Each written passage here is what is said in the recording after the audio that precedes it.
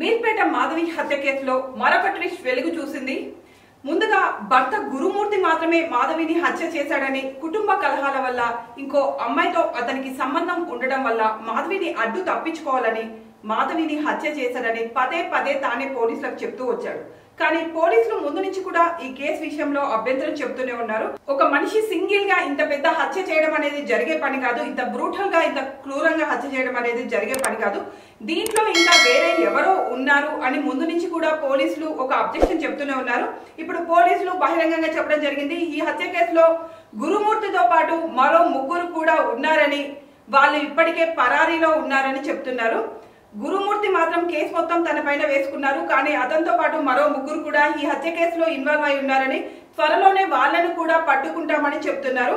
మీర్పేట మాధవి హత్య కేసు విషయంలో పరారీలో ఉన్న నిందితుల్ని పోలీసులు తొందరలోనే పట్టుకొని వాళ్ళకి న్యాయస్థానం ద్వారా కఠిన శిక్ష ఇప్పించాలని కోరుకుందాం.